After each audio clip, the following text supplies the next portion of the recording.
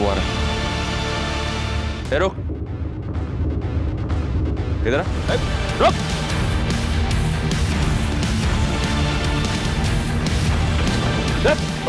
कहते हैं प्रतिभा की कोई उम्र नहीं होती। इसी बात को कानपुर के आरपी इंजीनियरिंग कॉलेज के 3 विद्यार्थियों ने साबित कर दिखाया है। इन्होंने यूनिक स्पेस इनोवेशन की राष्ट्रीय प्रतिस्पर्धा के लिए एक थ्योरेटिकल मार्स लैंडर बनाया है। अब ये प्रोजेक्ट स्पेस रिसर्च इंस्टीट्यूट तक भी पहुंच गया है और वहां वैज्ञानिकों के साथ मिलकर ये विद्यार्थी रनिंग मॉडल बनाने पर काम करेंगे। रिमी, तुम इस टीम की लीडर हो, कैसा लग रहा है तुम्हें? बहुत प्राउड फील कर रहे हैं। अक्सर छोटे शहरों के बच्चों को अंडर एस्टिमेट किया जाता है। हम उम्मीद करते हैं कि हमारी ये जीत उन सभी बच्चों को प्रेरणा देगी जो छोटे शहरों से आते हैं। मुकुंद, तुम कुछ कहना चाहोगे? मैम, हमें शक था, मतलब हमें यकीन था कि मतलब हमें यकीन मैडम, मुकुंद कहना चाह रहा है कि हम सब ने बहुत मेहनत की इस प्रोजेक्ट को बनाने के लिए और हमारी पूरी उम्मीद है कि हम जल्दी मार्स लैंडर का मॉडल एसआरए के सामने प्रेजेंट करेंगे। मुकुंद, माइक देख के तुम ऐसे नर्वस हो गए थे जैसे तुम्हारे सामने किसी ने बंदूक रख दी हो। हाँ, हंस लो, लेकिन अगली बार देखना, अगर माइक के सामने खड़े रहेंगे ऐसा फर्राटेदार जवाब देंगे ना कि तुम भी देखते रह जाओगे। ओके। हाँ, देख लेना।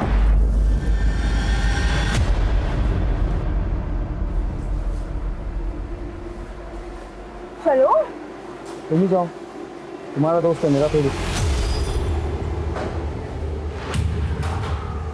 हाय। हाय। नहीं, तो मुकुंद की बात पे ध्यान मत दो। चलो हमारे साथ बाकी चलते हैं। हाँ। रिमी, तुम बिल्कुल फिक्र मत करो। कॉलेज में किसी भी प्रकार के भेदभाव के लिए कोई जगह नहीं है। ओके, मैं किसी न किसी प्रोजेक्ट ग्रुप में नईम के लिए जगह बना दूंगा। Thank you sir. रिमी, एक मिनट। जी सर।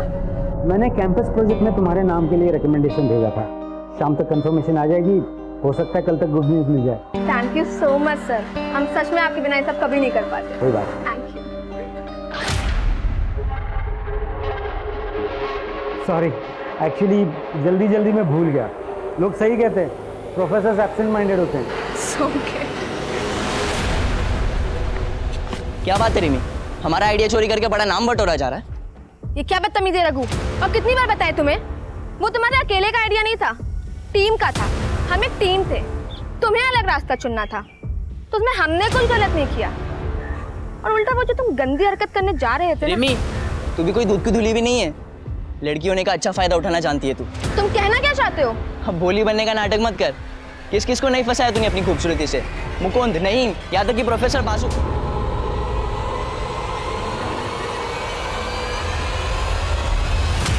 आई नहीं यार अब तक गोविंद।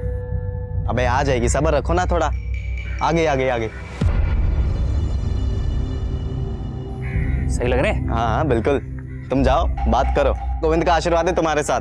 आज तुम्हारी सारी गोटियां फिट हो जाएगी।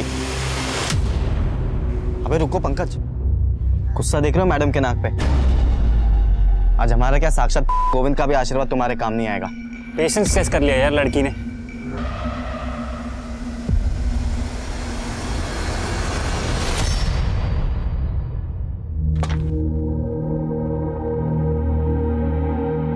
कहाँ जा रही हो डिम्पी दी? घर, और कहाँ? एक ही दिन की तो बात है, कल चलते हैं ना दोनों साथ में। वैसे भी बासु सर ने मेरा कैंपस सिलेक्शन में नाम दिया है, कल तक कंफर्मेशन आ जाएगा, फिर चलेंगे। रिमी, हम अब नहीं रुकने वाले हैं। एक हफ्ते से तो रुके हुए हैं यहाँ पे। पहले बोल रही थी प्रोजेक्ट हो जाने दो, अब कह रही हो कैंपस सिलेक्शन हो जाने दो। अरे तो इसमें हम क्या करें दी, इतने सारे काम हैं। अब तो तुम क्यों इतनी उतावली हो रही हो? तुम्हारे कहने का मतलब क्या है रिमी? हम जानते हैं कि तुम्हारा नाम अखबार में आया है और तुम्हें 2-3 मेडल भी मिले, लेकिन इसका मतलब ये नहीं है कि तुम्हारा काम इंपॉर्टेंट है और हमारा नहीं। हमने ऐसा कब कहा दीदी? तुम्हारा कहने का मतलब तो यही था ना रिमी।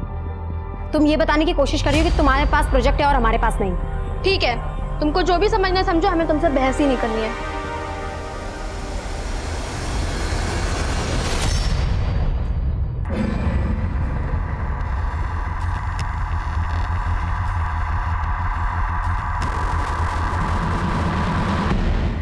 बोला था ना, she will not come. Plan successful. See you at 7:30। Bye.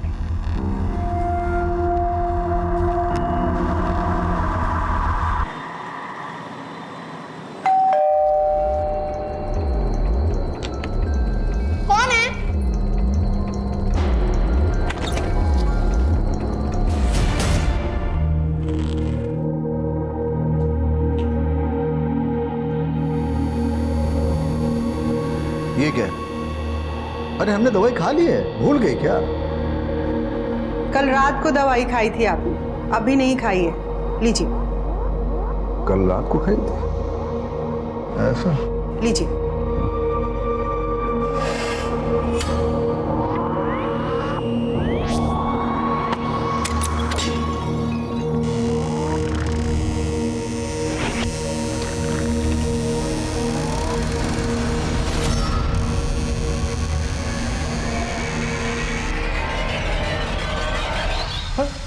अरे डिम्पी, इतनी रात को बेटा?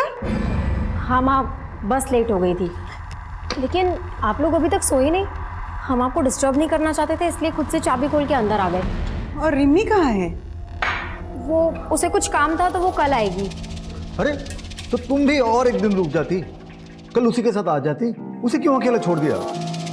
अच्छा आप चिंता मत करिए, हम फोन करके देखते हैं उसको। रिमी रिमी रिमी, इस घर में तो मेरी किसी को कदर ही नहीं है, सिर्फ एक ही बेटी है इस घर।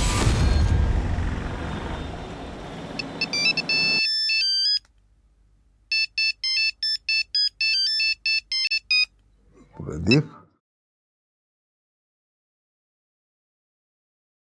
हेलो।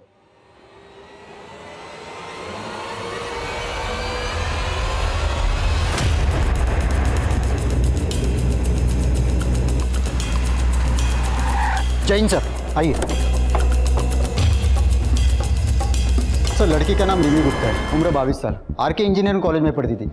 लड़की को यहीं पे इस घर में जला के मारा गया है। रिमी अपने बड़ी बहन डिम्पी के साथ यहाँ पे किराए पे रहती थी। फैमिली राजपुर में रहती है, यहाँ पे आने के लिए निकल चुकी है। और सर एक बात है, इसका फोटो अखबार में पिछले हफ्ते आया था, कोई कॉम्पिटिशन जीता था इसने। सर अजीब बात है, रिमी के स्टमक और थाइस के बीच की बॉडी को जलाया गया। कातिल का इसके पीछे मोटिव क्या हो सकता है? विक्टिम के सर पे पहले बोतल से वार किया गया होगा, शायद रेप भी हुआ, फिर जलाया गया।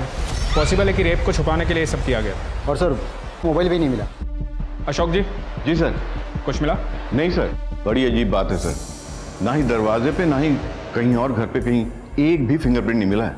किलर बहुत शातिर है। हाँ सर, लगता है बहुत ही सावधानी से उसने सारे फिंगरप्रिंट साफ कर दिए हैं।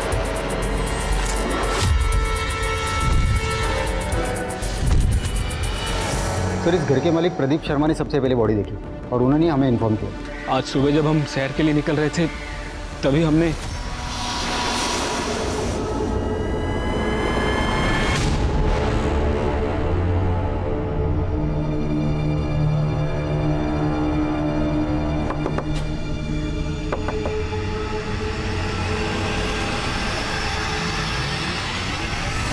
हम कसम से नहीं जानते साहब किसने किया ये सब।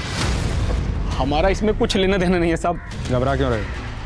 घबराता तो गुनहगार है।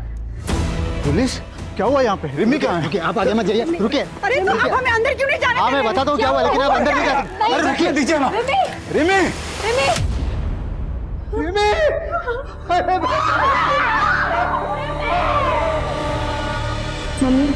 मैं बहुत लकी हूँ जो आप मुझे मिले। सर डिम्पी ने बताया रिमी का फोन और लैपटॉप दोनों गायब है। और एक अजीब बात, कबर्ड पूरा खाली है, रिमी के सारे कपड़े गायब है। कपड़े? लैपटॉप और फोन गायब हो सकता है, पर कपड़े कोई क्यों चुराएगा? सर पिछले 4 सालों से मेरी दोनों बच्चियां यही कानपुर में रहती है और न कभी उनके कॉलेज से न मकान मालिक से कोई शिकायत नहीं आई। और हमारी रिमी तो बड़ी होनहार लड़की थी। डिम्पी, तुम रिमी के साथ रहती थी, किसी पे कोई शक, कभी कुछ हुआ हो आजकल या पहले? हाँ सर, 2 लड़के थे, वो कर सकते हैं ऐसा काम। कौन लड़के? पंकज और गोविंद, वो हमारे पीछे पड़े रहते थे। तकरीबन 1 साल पहले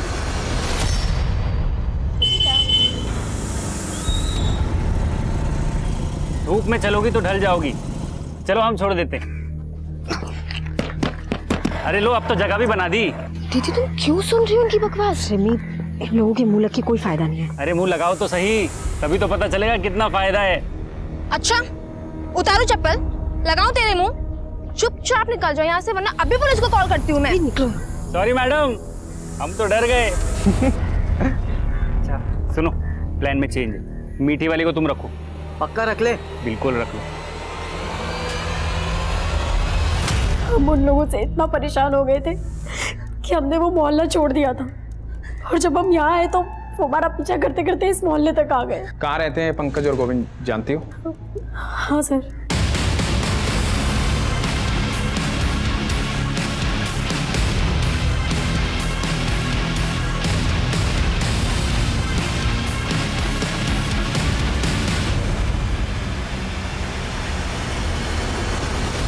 सर पंकज और गोविंद कुछ देर पहले अपना मकान खाली करके चले गए, लेकिन उनके कोचिंग इंस्टीट्यूट का पता चला है। यहाँ से उनका नेटिव एड्रेस भी पता चला है।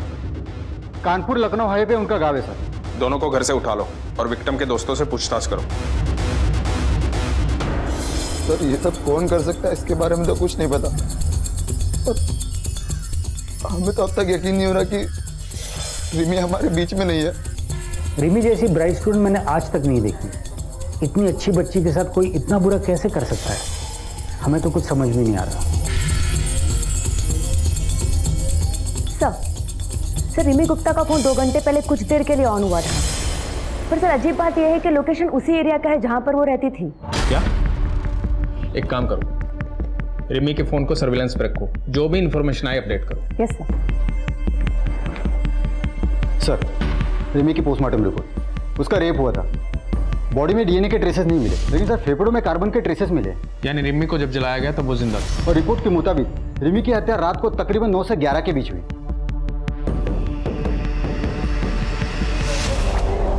बोलो।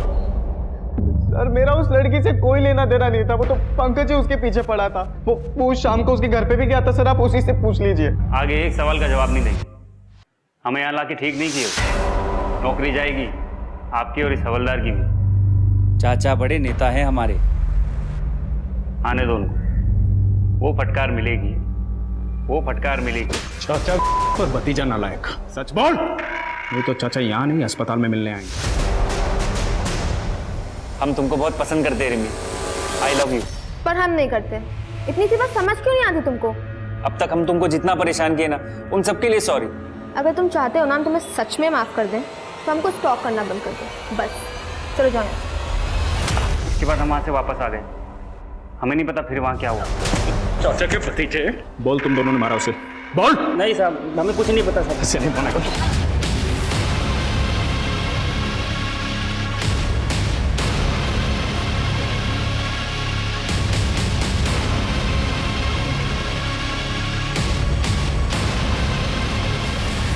रिमी का फोन फिर से ऑन हुआ है। चलो।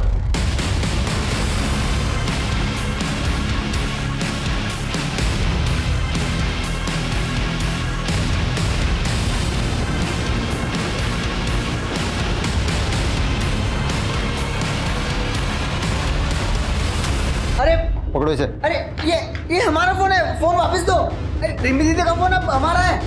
अरे मेरा फोन है। पापा इन्होंने मेरा फोन ले लिया है, आप इनको बोलो ना। ये मेरा बेटा दिमाग से थोड़ा कमजोर है, प्लीज इसे छोड़ दीजिए। ये रिमी का फोन आपके बेटे के पास कैसे आया? सर आदित्य को मोबाइल फोन चोरी करके इकट्ठा करने की आदत थी, पर उस दिन पापा रिमी दीदी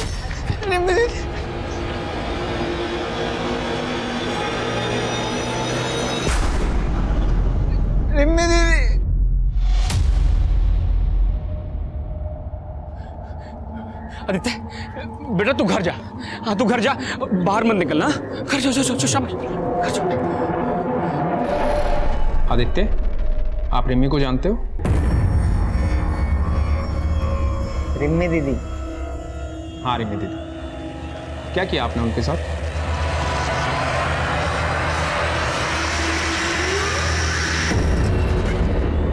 शादी किया। रिमी दीदी के साथ शादी किया। क्या हुआ था उस दिन? किसने जलाया उसे? किसी को देखा था वहां? सब जल गया,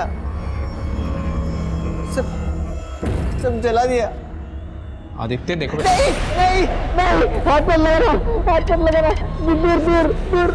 मत लगा रहा। बस कीजिए ना सर, देखिए ना हमारे बच्चे की तबीयत खराब हो रही है सर।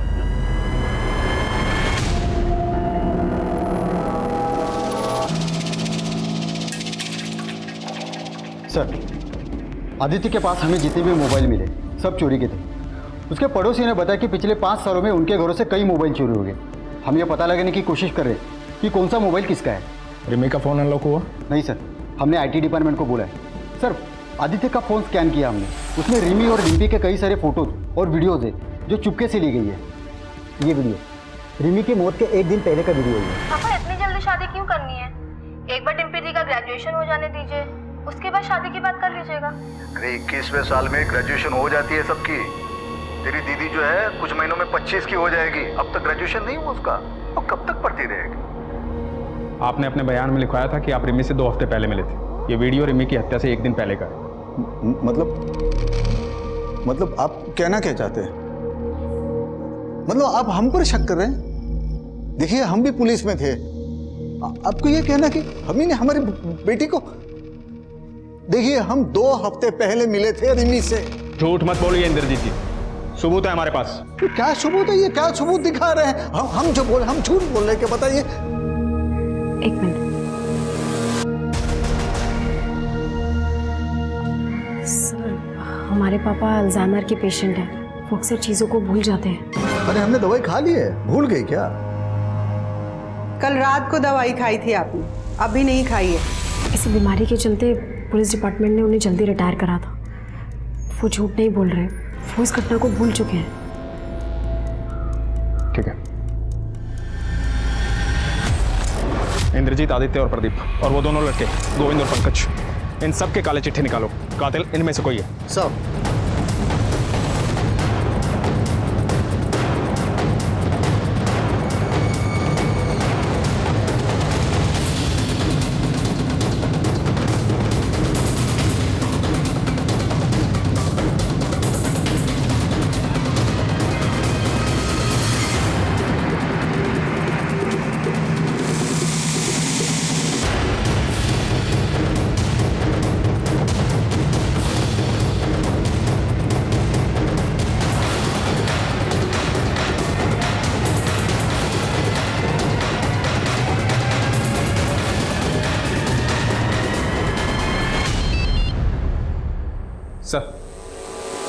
सर हम कोशिश कर रहे हैं सर।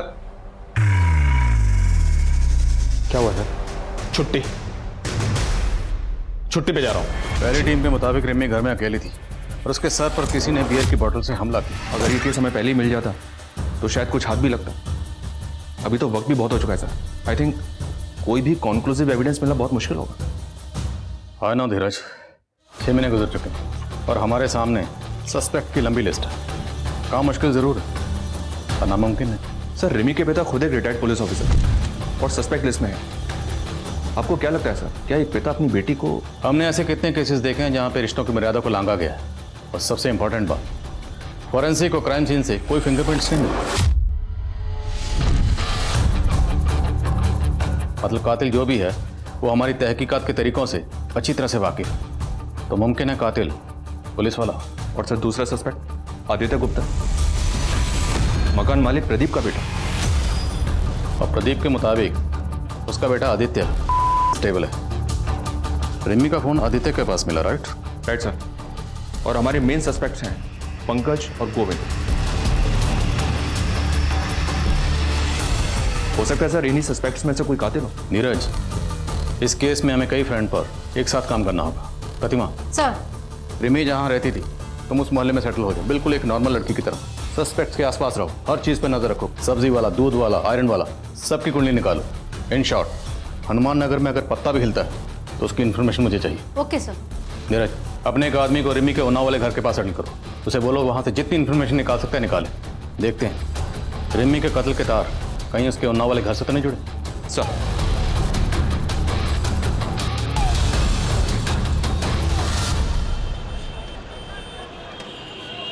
एक पिता अपनी बेटी को सपनों की ऊंची उड़ान उड़ता हुआ देखना चाहता था, लेकिन आज उसकी तस्वीर के सामने बेबस और लाचार खड़ा हुआ है। कभी खुद पुलिस डिपार्टमेंट का हिस्सा रहे इंद्रजीत गुप्ता आज अपनी बेटी को ही न्याय दिलाने के लिए दर दर भटक रहे हैं।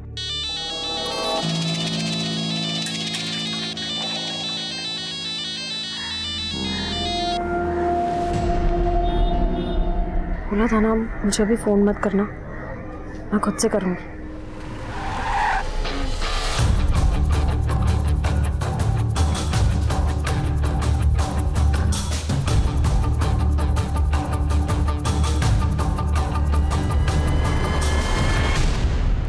सर हम कौन सी नई बात बताए अब आपको? जो कुछ भी हमें मालूम था सब तो बता दिया। फिर भी कोई ऐसी बात जो आप लोग बताना भूल गए हो? कुछ भी, कोई भी छोटी बड़ी बात रिमी से जुड़ी हुई? सर, आदित्य हमारे लैंडलॉर्ड का बेटा अक्सर अजीब हरकतें किया करता था। पहले हमने इस बारे में कभी ध्यान से सोचा नहीं, लेकिन अब सोचते हैं तो लगता है कि अब क्या लगता है? ऐसा लगता है कि रिमी के लिए उसके अंदर एक जुनून और एक दीवानापन था। अरे डिम्पी, तू कब आई कॉलेज से? रिमी कहाँ है? ये लोग कौन?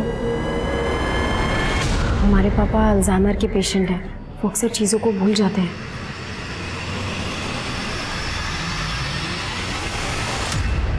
अब हम क्या बताएं साहब कि हमारा बेटा आदित्य कहाँ चला गया। पुलिस में भी कंप्लेन लिखवाई है, लेकिन पुलिस भी उसको ढूंढ नहीं पा रही। चला गया मतलब?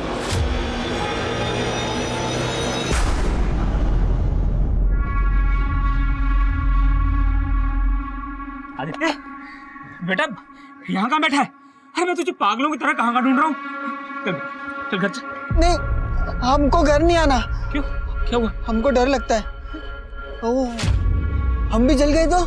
नहीं, हम नहीं आएंगे। नहीं नहीं नहीं नहीं, कुछ नहीं, मैं हूं ना, मैं हूं। नहीं नहीं कुछ नहीं, नहीं, हमको नहीं आना, हमको घर नहीं आना। नहीं नहीं, हमको घर नहीं आना। नहीं आदित्य, पता नहीं साहब, पूरा 1 महीना हो गया, पता नहीं किस हालत में होगा मेरा बच्चा। कहीं ऐसा तो नहीं कि प्रदीप ने खुद ही अपने बेटे आदित्य को कहीं छुपा दिया ताकि हमसे बचा सके उसे? ऐसा लगता तो नहीं है सर। 1 महीने पहले पुलिस कंप्लेन दर्ज करवाई थी उसने। आदित्य के पीछे खबरों को लगाओ। जी सर, मैंने इंद्रजीत की फैमिली के सभी मेंबर्स की कॉल डिटेल्स निकालने के लिए भी कह दिया। हो सकता है सर कोई पारिवारिक दुश्मनी का मामला हो, जवान लड़की थी, कोई प्यार व्यार का चक्कर हो।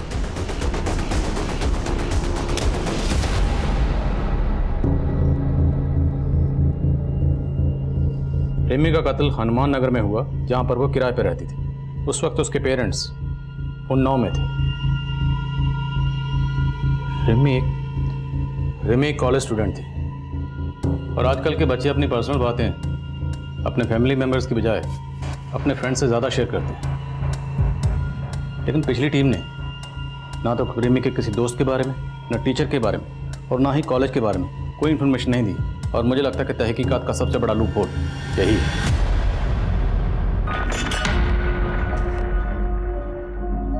रिमी पूरे कॉलेज में बहुत फेमस लड़की थी, और मैकेनिक्स में अकेली लड़की थी वो। स्टार्टिंग में सबने उसका बहुत मजाक उड़ाया, लेकिन फिर जब हमारा प्रोजेक्ट मार्स लैंडर रिसर्च के लिए फाइनल हुआ, तब सबकी बोलती बंद हो गई। मुकुंद, क्या कॉलेज में कोई ऐसा है जो रिमी की सक्सेस से जलता था?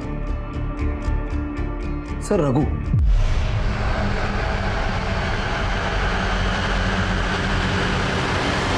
रघु रिमी से बहुत नाराज था। पहले वो भी हमारी टीम में था। मुकुंद, रघु हमें धोखा दे रहा है। उसने प्रोजेक्ट सबमिट भी कर दिया, लेकिन हमारा नाम ही नहीं दिया है। What? हाँ सर, हमने तुरंत एचओडी को कंप्लेंट कर दी। फिर उसके बाद हमारे मेल्स और रिसर्च दिखाए उनको। टीचर्स ने उसे हमारे ग्रुप से निकाला और फिर सस्पेंड कर दिया। सर, रघु काफ़ी गुस्से लड़का है। जब हमारी टीम को फर्स्ट प्राइज मिला, वो भौंकला गया और उसने रिमी को धमकी भी दी। इसका बदला हम जरूर लेंगे। बहुत जले, अब तुमको भी जलाएंगे। पहले तुम्हारे गुरूर को तोड़ेंगे और फिर तुम्हें। तो ये बात तुमने पुलिस को क्यों नहीं बताई? सर, वो रिमी की डेथ की वजह से हम लोग बहुत शौक में थे सर। रहता कहाँ है रघु? माना कि हम रिमी से गुस्सा थे, हमने उसे धमकाया भी था, लेकिन हमारा यकीन कीजिए सर, हमने रिमी को नहीं मारा। सिर्फ धमकाया।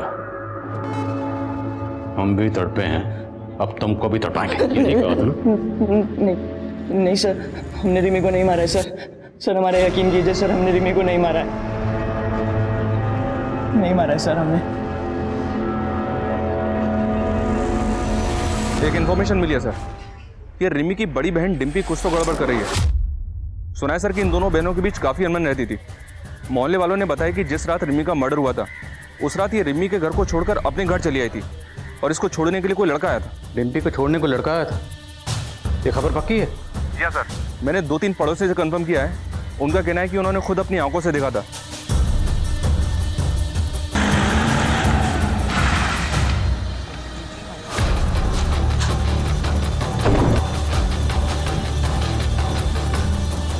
इन पे झूठ मत बोलना। कत्ल की रात तुम किस लड़के के साथ थे? सब हम किसी लड़के के साथ नहीं थे। हम तो सीधा कानपुर से बस लेके अपने घर आए हैं। लगता है तुम्हें भी अपने पापा की तरह भूलने की आदत हो गई। लेकिन एक बात याद रखना, जितना ज्यादा झूठ बोलोगी उतना ज्यादा फंसोगी। सर, हम उस रात अपने बॉयफ्रेंड नील के साथ थे। कानपुर से कितने बजे निकले? शाम को 7 बजे। घर कितने बजे पहुंचे?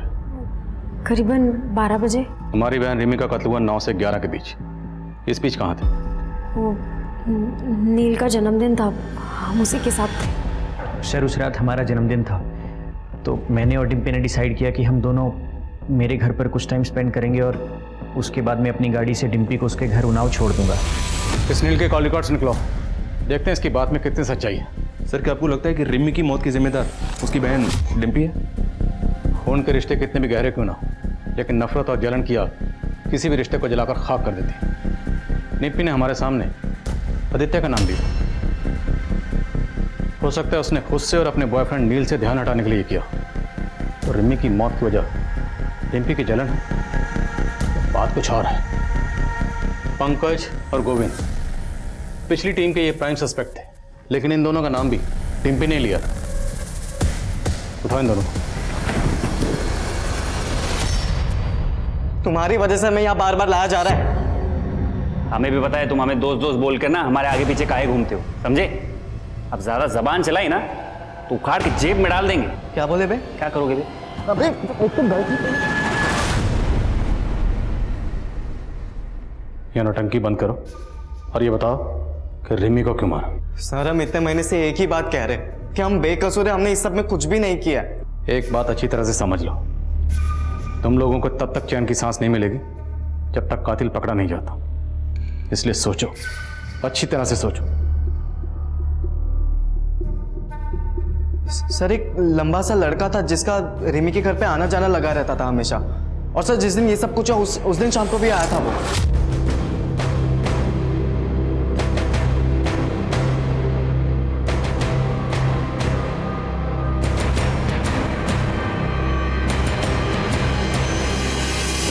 कौन था वो लड़का? सर, हमें पता नहीं, लेकिन हमने ये बात पहले भी पुलिस को बताई थी, लेकिन किसी ने हमारी बात ही नहीं सुनी। स्केच बनवा सकते हो उसका? नहीं सर, मैं उसकी स्केच नहीं बनवा सकता।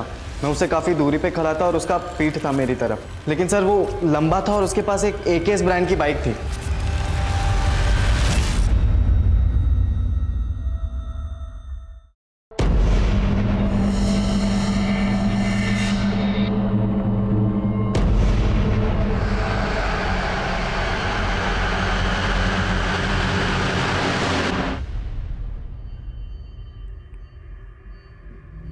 पापा, थोड़ा सा खाना खा लीजिए। नहीं खाना है हमें।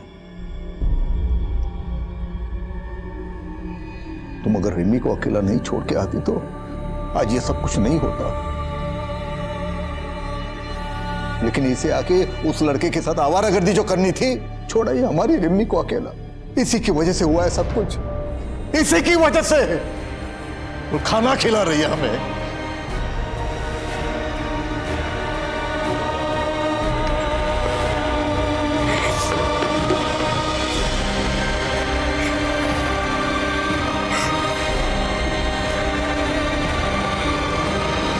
डम डेटा से कंफर्म हो गया, रिमी का जिस रात को कत्ल हुआ उसी रात रिमी के मोहल्ले में नईम सरफराज नाम के लड़के का फोन एक्टिव था।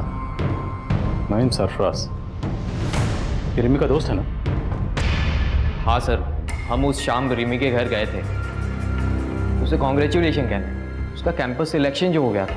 रिमी के तो और भी बहुत दोस्त थे, तो सिर्फ तू ही क्यों गया? सर, हम और रिमी एक दूसरे से बहुत प्यार करते थे। नहीं, क्या हुआ? मिठाई लाए हो? क्या बात है?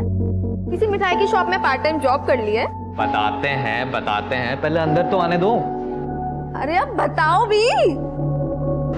सबसे पहले तो ये मुंह मीठा करो। तो केविन तो बात ये है, जो हमारी मोहतरमा है मिस रिमी गुप्ता, उनका कैंपस सिलेक्शन हो गया है, वो भी एक मल्टीनेशनल कार मैन्युफैक्चरिंग कंपनी में। क्या? Oh my God, I'm so happy!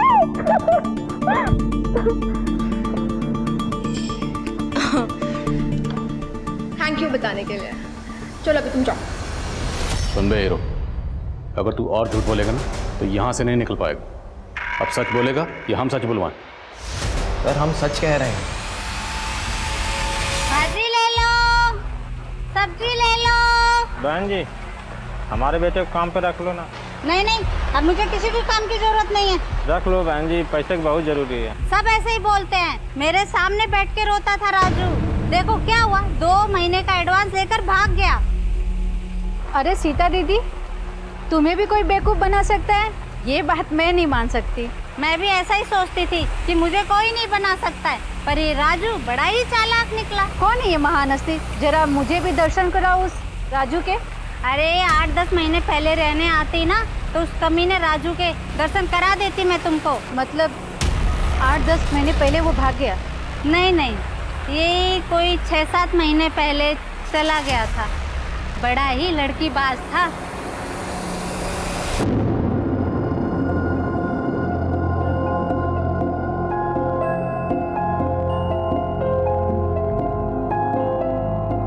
ए राजू, कहाँ जा रहा है? काम नहीं करना?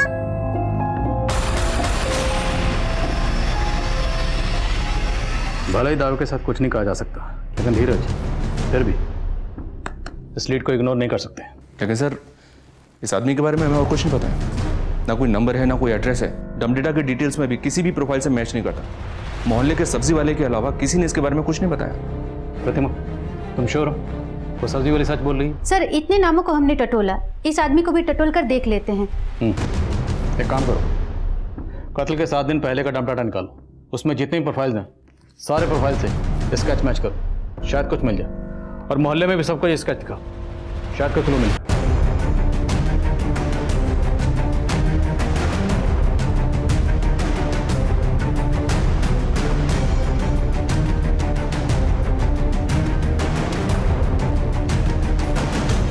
सर, राजू से मिलता जुलता एक आदमी मुंबई के सीसीटीवी में चोरी करता हुआ कैप्चर हुआ है। मुंबई पुलिस ने इसके साथी को तो पकड़ा, पर यह भाग गया। मुमकिन है यही शख्स रिमी का कातिल हो। हमें मुंबई चलना होगा। ये उस चोरी का सीसीटीवी फुटेज बहुत ही ग्रेनी है, पर शायद आपके काम आ जाए।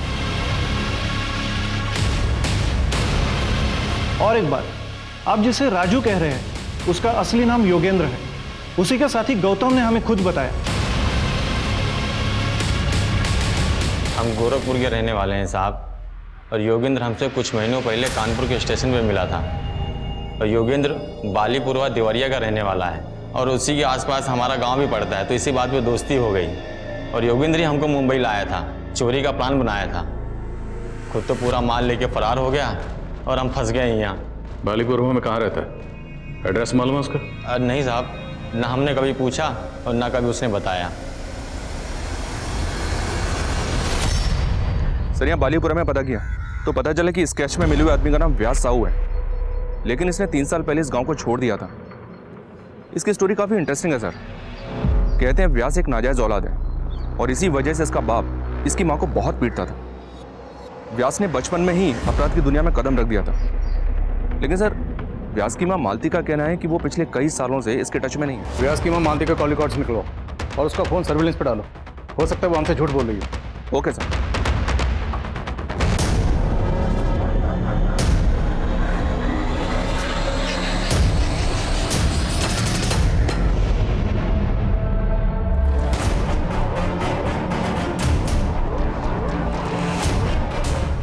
सर, व्यास की माँ मालती को लखनऊ से एक नंबर से 3 बार कॉल आया है। ये खबर पढ़ो। 2 दिन पहले लखनऊ में स्वाति नाम की लड़की का रेप किया गया, बिल्कुल वैसे ही जैसे रिमी का हुआ। पहले रेप, फिर जलाया गया, और जलाने के बाद रेपिस्ट लड़की के कपड़े अपने साथ में ले गए। यानी कि योगेंद्र उर्फ राजू उर्फ व्यास शायद इस वक्त लखनऊ में?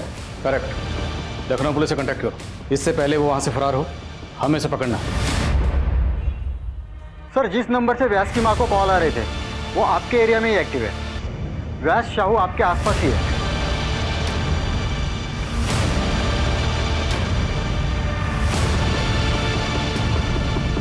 सर वो आ रहा है।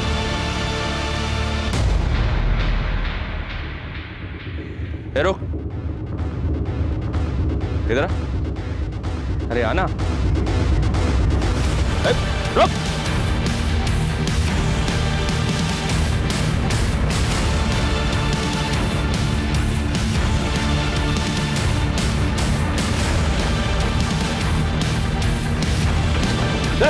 उधर।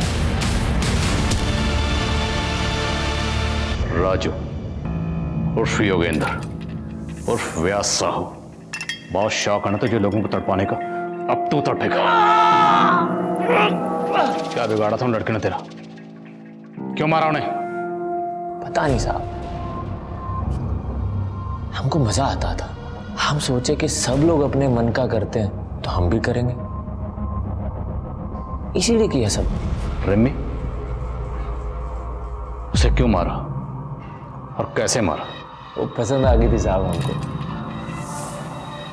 एक दिन हम उस लड़की के घर के बाहर खड़े थे, हमने देखा कि उसकी बहन सामान लेके बाहर जा रही है, तो चले गए साहब उसके घर में।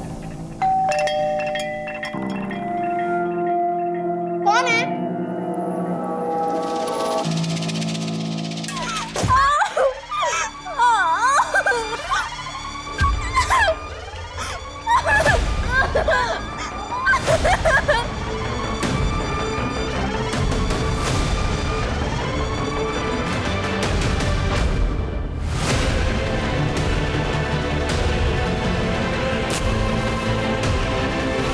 पुलिस तहकीकात कर रही थी साहब, तो हम कुछ दिन के बाद की ट्रेन पकड़ के मुंबई पहुंच गए।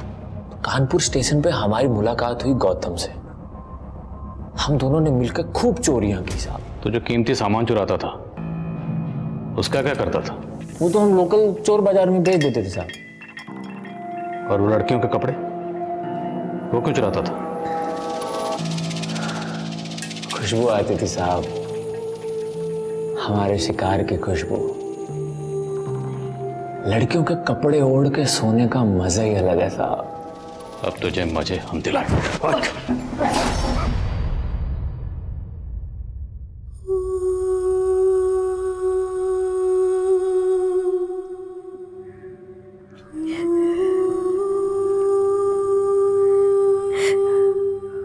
मुझे माफ कर दीजिए पापा,